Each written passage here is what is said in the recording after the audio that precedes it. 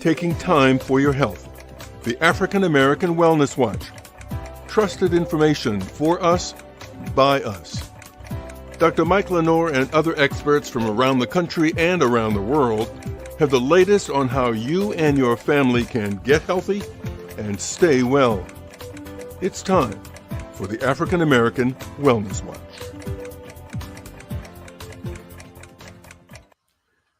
Welcome to the Wellness Watch. I'm your moderator, George Strait. Okay, a quick question. What is the deadliest, most neglected, and most widespread pandemic of our time? COVID? No. HIV? No. But I'll give you a hint. It's called the silent killer. In fact, worldwide, it kills more than 10 million people every year. And a third of those deaths occur in adults under the age of 70. The answer is hypertension, high blood pressure. What is it? Why is it so deadly? How can we prevent it? And if we have it, what the heck can you do about it? Those are the questions that we will answer in this edition of the Wellness Watch. We have the absolute perfect people to help us work through this. The first is Carmen Ward Sullivan. She's a nurse and program director of the nursing program at Samuel Merritt College and an expert on dealing with hypertension. And of course, we have our host, an expert on his own, Dr. Michael Lenore. I guess the first question to both of you guys is, what is hypertension and why is it so bad? Hypertension is, simply put, or high blood pressure, too much pressure or force within the vessels in our body, and the pressure of that pressing against the blood vessels in our body, what causes our blood pressure to rise. So that's certainly a good definition, but most people define it, Dr. Ward Sullivan, by the numbers. So how do you define hypertension by its numbers? Well, currently the research suggests that any blood pressure 120/80 or lower is normal, and a blood pressure above 120/80 is considered high. Years ago, when I first entered nursing back in the mid-'80s, the blood pressure of 140/80 or 90 was acceptable. But now with the research, we know that chronic exposure to having your blood pressure above 120/80 and over time impacts our organs and can cause kidney failure. And give us some more examples of why hypertension is so bad for human beings. When we think about, for example, if I can give an example of being on Highway 80 in the East Bay, and in the morning, the traffic is not bad driving eastbound, right? It's just slow. You can drive as quickly as you want. As the afternoon progresses, we see the traffic beginning to slow. And then by early afternoon, eastbound on that Highway 80, then we see the highway come to a complete stop. So if we take that and think about the impact of high blood pressure on our vessels over time, it comes to a complete stop. It can stop us dead in our track. So one is at risk for having heart disease or stroke, and being placed on a kidney dialysis machine. And so it causes impact to our body, our health, our organs over time in a way that it can just cause us to have poor health. So it increases the work that every organ system has to do when the blood pressure is high. It's particularly difficult when we talk about the kidneys, isn't it? Yes, absolutely. What happens when the kidneys fail? Well, when we think about the amount of pressure or fluid or volume on our vessels that feed the kidney, for example, that over time causes the kidney damage. And so when kidney damage, the kidney fails, then it's not able to pull off that fluid in our body. And one may be subject to having to go on dialysis 3 times a week and sometimes 4 times a week. And that overall changes the lifestyle of that person. And what about when hypertension over time has an impact on the brain?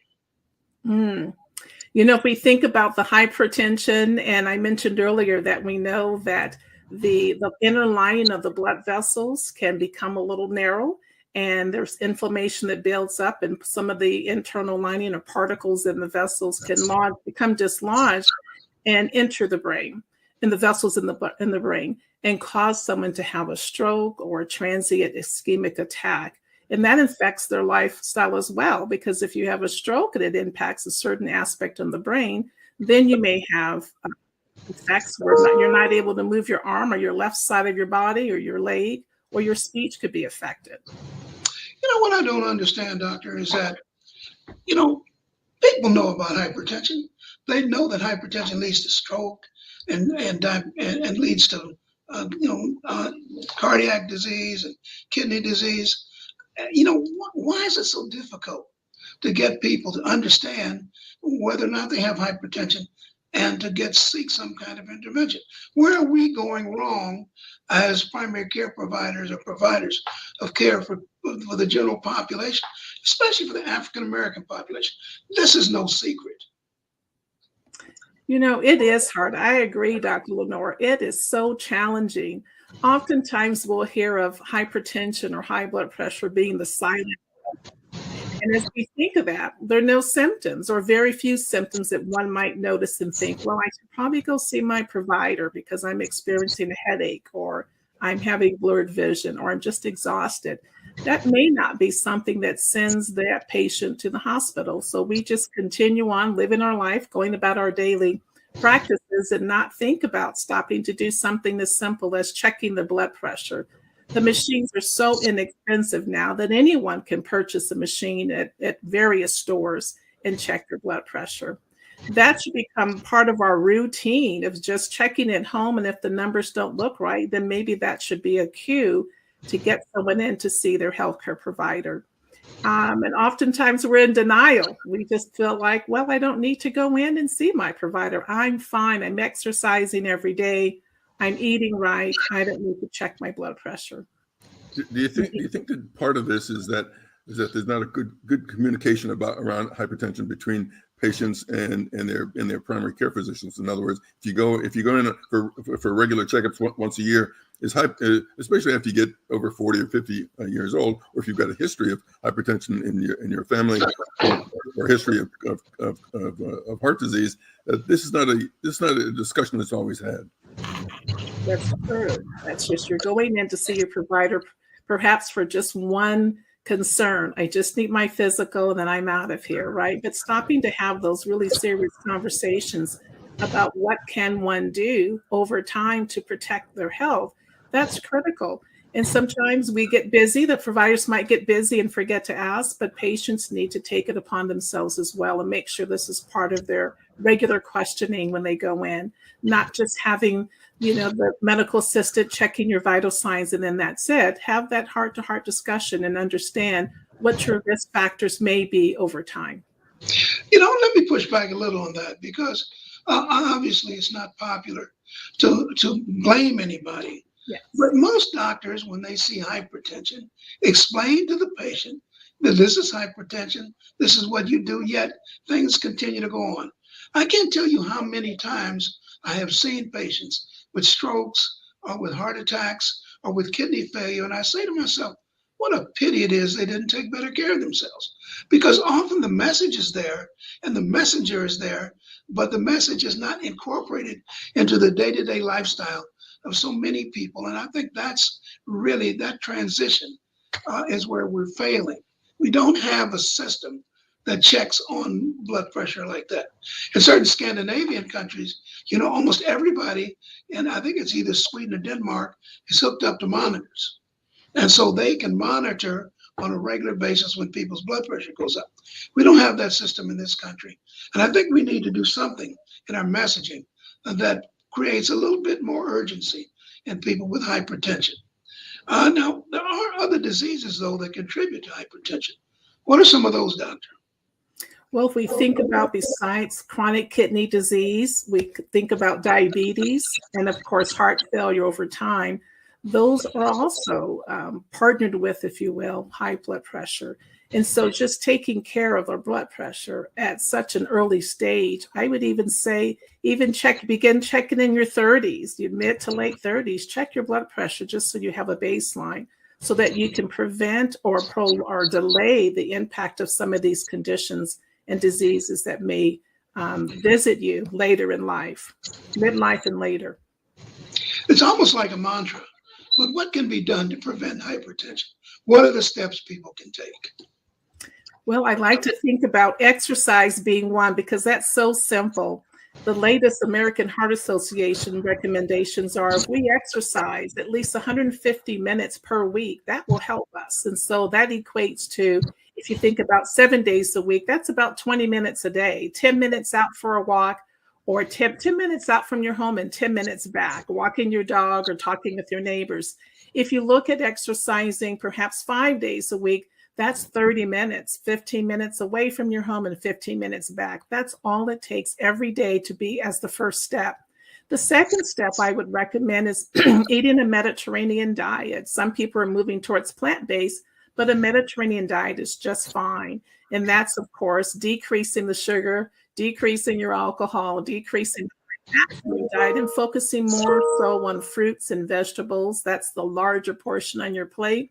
And even just thinking about, fish and chicken, it doesn't have to be the largest portion on your plate, but that's in moderation. And so that's nuts, beans, legumes, lots of veggies that I can list, of course. It may not be a favorite, but once one begins to change their diet, your palate gets used to that and accustomed to the new way of eating. So it's exercise, maintain a healthy weight, maintaining a strong social connection. You don't want to be in a position where you're feeling lonely and you don't have the social contact. That's another way to help decrease stress in the body. There was something I did a couple of weeks ago, and it's more in the meditation aspect. And a friend of mine started a business, and it's called Sacred Naps. And I thought, I'm curious, what is Sacred Naps? What can I do for myself? We live such a busy, hectic lifestyle. I went to her studio, she and her husband's studio, and we had a meditative moment where we're listening to soft music and breathing. And all of a sudden we had a nap. We took a nap for about an hour. It was so relaxing and revitalizing to me. So that's one way that I can reduce my anxiety. And I think I may have covered most of them. If not, please. Yeah, well, I think I could use that nap concept. And there are lots of cultures where the siesta is a integral part of every day. And I think I've visited these cultures and I kind of got into that siesta pretty quickly. I think if I took a siesta here, there would be some problems. But I do think that and mindfulness, other techniques are really important. What about the importance of salt? That salt can be definitely a deadly factor over time. When we think about salt, it helps to, increase salt intake, causes our body to hold on to the fluid and therefore increases the fluid and volume in our body, which later subsequently increases the tension in our body and the pressure, and it impacts the kidneys. There's one risk factor that I don't think that we've talked about, and that's smoking. Don't do it. Simple as that. Don't do it. We think about the little spasming of the vessels in the heart with that smoking. That is just bad. So if you are smoking, stop. If you're having a hard time stopping, just decrease by 2 or 3 cigarettes a day, and then eventually cut back completely. Wean yourself off. It does damage to your blood vessels and your body over time. Yeah, and we have some information on our site at the African American Wellness Project. We talk to you a little bit differently than the American Heart Association does, because we really understand that people have heard this before, and they don't seem to get the importance of taking care of your blood pressure and how many problems you can have when that's not done. And so if you need a different style of conversation, go to our website at aawellnessproject.org. Hypertension is one of our major disease focuses. That's so important, because I think that if we can, like you said, we talk about hypertension, ways to avoid it, ways to decrease our weight. But if we're not hearing the message, even though it's been said, it's not resonating with us, especially as an African American community. So we really do need to go to your website and talk to people, professionals that look like us, and may be able to speak to us in a different way that we'll really hear it and listen, because it does impact our community more so than other racial and ethnic groups. This has been really terrific. One of the best things I think about this discussion of hypertension is that it gets to some basic issues that both of you have raised. And one with Dr. Lenore talking about the messaging that we all know that hypertension is bad. We sort of know what the numbers are. We sort of know what we should be doing and should be doing, but we aren't. But that communication somehow is broken down. The message isn't getting through. But I think this conversation will help spur the folks who watch it to better understand. But also, this information is made available to practitioners as well, so it can help them as they interact with their patients. But also the very clear and concise way that Dr. Sullivan has described just what hypertension is and how it affects the body, I think is crucial for people to understand how important it is to know those numbers and what those numbers really mean. People come from the doctor and they should know their cholesterol. Well, they should also know their high blood pressure numbers. And maybe when they go into the doctor's office, they've got a little piece of paper to sort of be able to write all those things down, so they can come home and tell their kids when the kids say, "Well, what did the doctor say?" That now they'll be able to have some good information. So I want to thank you both for this wonderful discussion. And Dr. Lenore, if you'll take us off, that'll be great. Yeah, before we do that, an anecdote. I once talked to a cardiac surgeon, and I asked him what he thought when he did these coronary artery operations, cardiologists with stents. And he said to me, he said, "I always think what a pity it was that they didn't take better care of themselves." And I think that's true, certainly with hypertension, maybe as the number one focus for that issue. So I want to thank you, Doctor, for joining us. And I want to thank those of you who are watching us and who watch our programs, The Wellness Watch, on a regular basis. And always are, as we say, health is your biggest asset, so protect it.